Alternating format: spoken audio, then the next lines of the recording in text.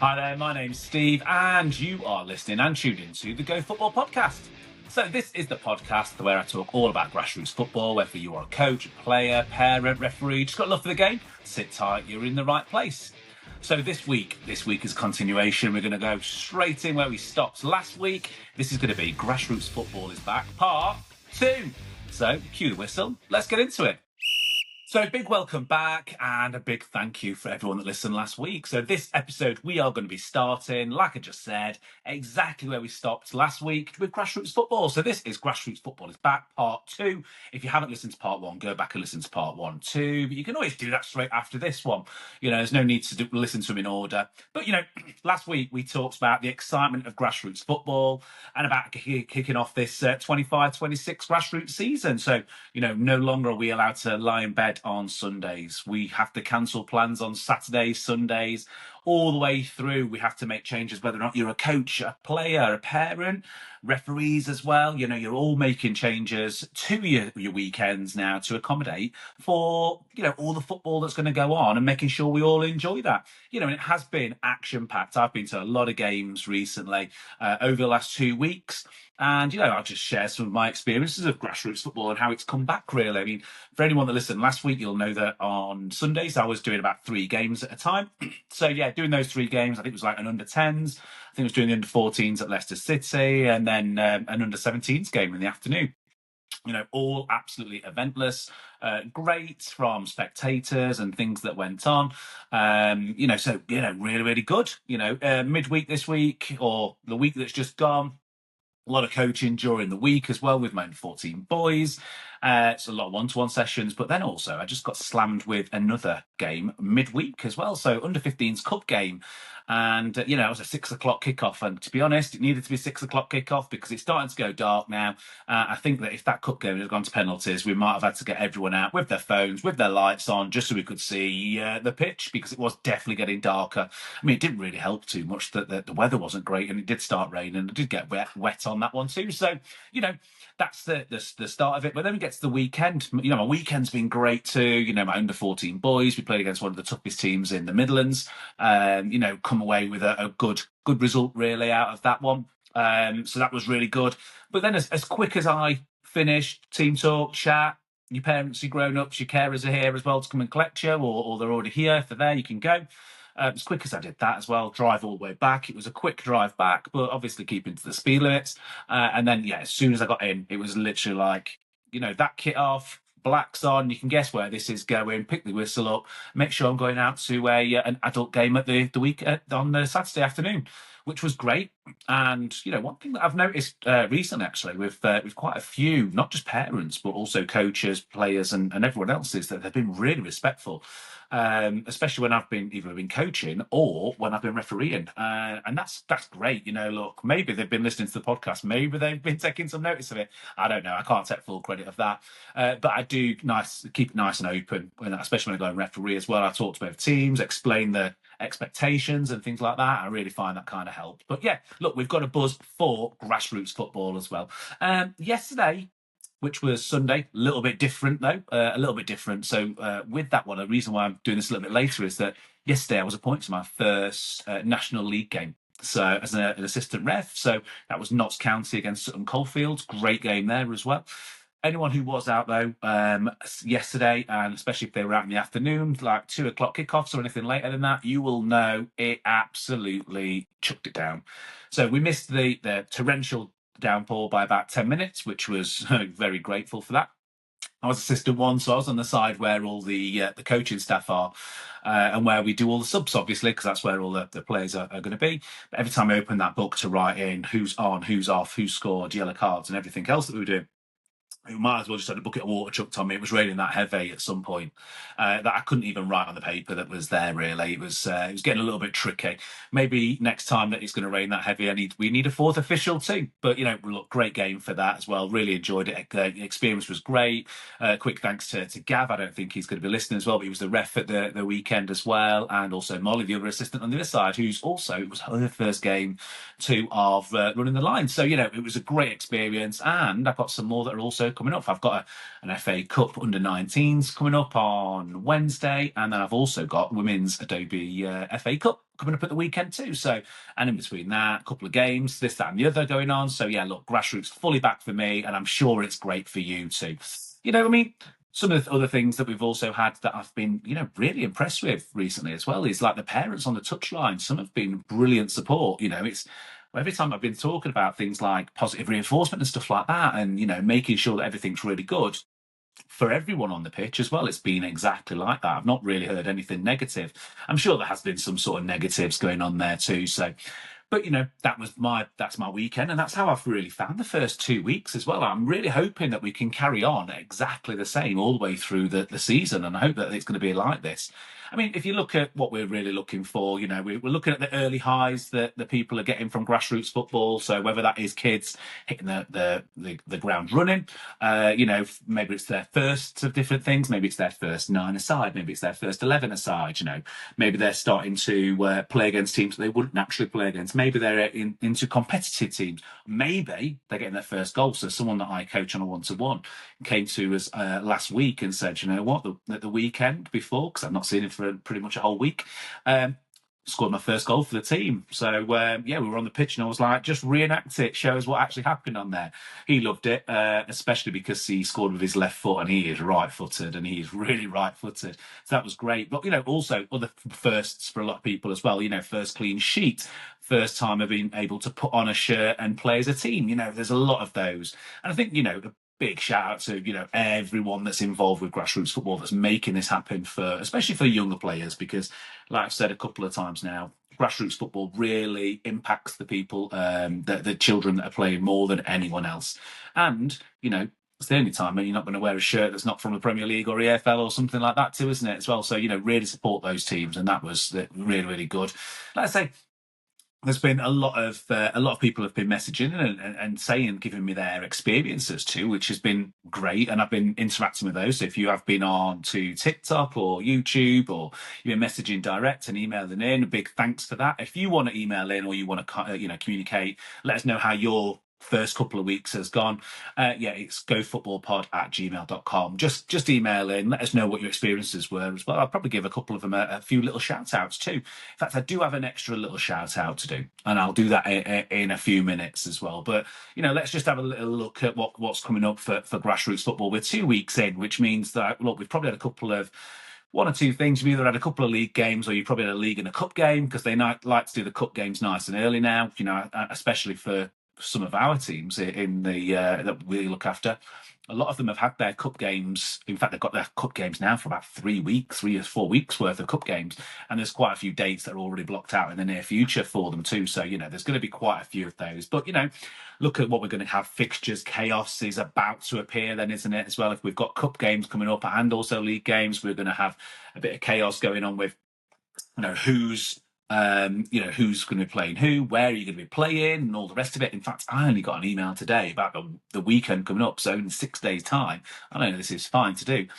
Kickoff times changed from 10 in the morning, and it's changed to 2:30 in the afternoon. By the way, it's like 120-mile round trip for me as well. So sometimes they all going to change, and things happen with that. But we've got some people that have had some of these cancellations. Things like there's been a lot of thunder, a lot of lightning, so a lot of games being postponed. Some pitches will probably have been called off just because it was torrential downpour, and just the times that it kind of came. Some areas are affected worse than others around the UK, so you're probably going to get that. But then you've also got the opposite of that. You've got some teams that are playing like 3 games a week at the minute, just to get all of the early games in, which is happening. I know there's a couple of teams that have definitely done at least 3 games.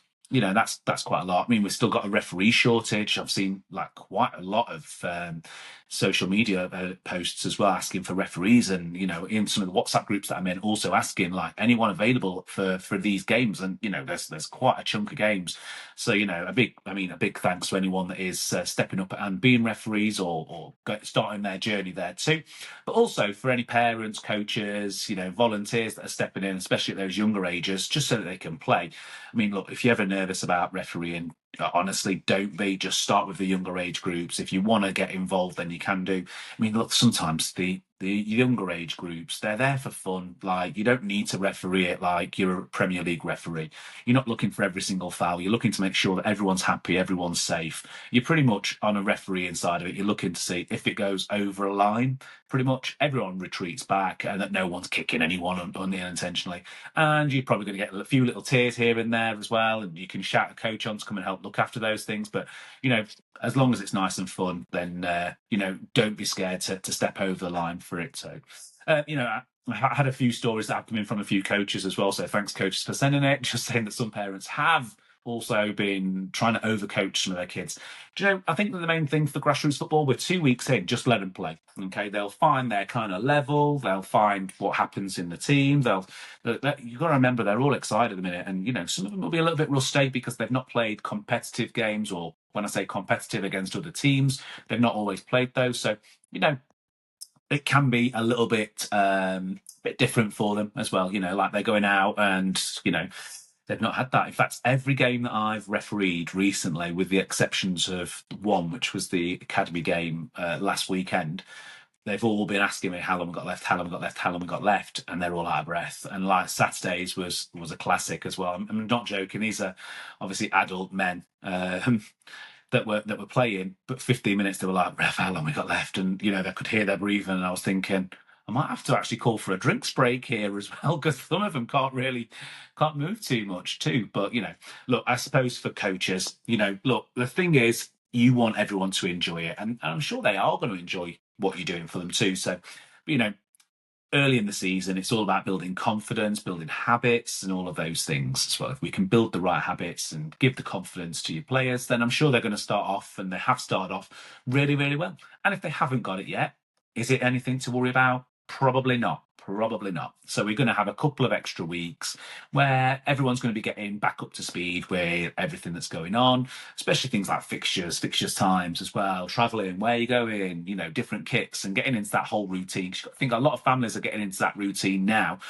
September is a big mobilization period, isn't it, for a lot of families, and, especially families where children might be in different locations, so getting them to games is sometimes a little bit trickier, and it's a big change from the last sort of like 2 months or so, or 3 months, or even 4 months for some teams. I know that some teams actually finished their league in around April, so to be honest, we're looking like nearly 5 months since some of them would have actually played, unless they had a couple of tournaments in between. And if you want to listen to the tournaments podcast as well, you can always go back and listen to that one too. What I would say though is that, look, it's all about learning, it's all about education, so don't get discouraged early on if everything doesn't go perfectly to plan, especially if you are a coach that you're looking to win games. Obviously you want to do that. It's competitive and everyone wants to win, everyone wants to score a goal, and no one wants to let one in, so it's always going to be like that. I think that with grassroots football, though, everyone seems to have had the same kind of experiences to begin with, and that is a little bit of nervousness, but a lot of excitement. And that's why we like it, isn't it? So yeah, just email in, just let us know all your thoughts on the first 2 weeks of your grassroots football, and also what's going on. So I've probably got at least one listener that's out for a run as well, probably knows who he is as well, does email in quite a bit and message quite a bit, and interacts as well. So yeah, that's absolutely great. And thanks very much for doing all of that. Really appreciate it. I mean, one comment that he did bring up, and, be listening on his run now thinking, yes, do it. Go on, Steve, tell us that you can do it. Is that one of the comments he made is that there's a massive change from some of the players from last season to this season, not just in his team, but also in other teams that he's playing against. And I think his comments were, I can't remember the age group as well. So, but yeah, basically saying that some of the kids look like they're about, under eights, and the other ones look like they've got full beards on there, and there are going to be some teams that have had massive changes. I mean, look, I've always joked, and I think that everyone else within grassroots football's always joked. They've looked at one player and thought, there's no way that player's that age. So I'm just going to do a podcast, and it's probably going to be next week's episode, where I'm just going to talk about different development and about how development goes through for a lot of players, and why you might see that too, and maybe a bit of help out for some coaches that maybe look at that and don't always understand why. Because there's loads of times where I've looked over. I mean, I was really lucky. About 3 years ago, I was looking after a under nines team, so these would have been at 8 years old, and no joke, there was 2 8-year-olds on the team that were the same height as me. And I know that they were the right age because they were on our team as well. But every single game, someone came up and was like, "How old are those two?" Because like it looked like if I was playing, if I'd have had a shave anyway, I might have been able to get away. Well, maybe not, but they were the same height as me, which made it really, really difficult for some other teams. And they were just, because their running stride was bigger as well. They were just beating players to the ball a lot of the time. They had a bit more explosive power because they were a little bit taller. They were able to do things like long balls. They were able to plant those where they wanted them to go as well, because like the mechanics of their legs just being longer and their body shape and just how much they weighed and things like that as well was big differences. But you do find it, and I've said this loads of times. I've looked at some like under 14 games or under 13 games, and I've been like, I think he might have drove here himself as well. It looks like he could be able to get served in a pub. So sometimes we get that. So I'm just going to do a little bit of a podcast just on that side of things too, of about how players develop and how players change and how children change, and why you might see a big difference between some players, especially when they're starting to go through their growth and maturation and all the rest of it. We're just going to do about 10, 15 minutes on there. But, look, also, if you're an expert in that, then just email in. If you're an expert in those kind of things, let me know, and let's see if we can get you on the podcast too. So one little shout out that I did say that I wanted to put out there as well was also for a team that's been following me on TikTok. So yeah, just want to give a bit of a shout out to these guys. Now they are also doing some fundraising, so it'd be great if you could help them out. And it is free to help them fundraise. All you need to do is go to a couple of links. I'm going to drop the links there as well. So the team is Wellingboro's under 13s Lions. Now there's a link in this bio as well. It's not a team that's associated to me or anything like that.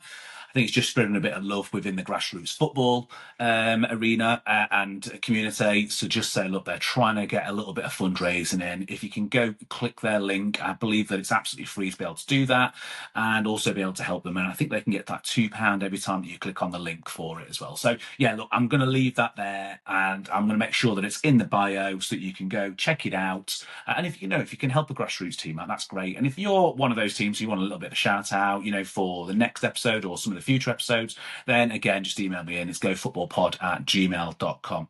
Look, we're coming right to the end now, I suppose. Look, for grassroots football, look, we are in a great time now as well. We're in the nicest weather that we're probably going to get for the grassroots season until maybe April.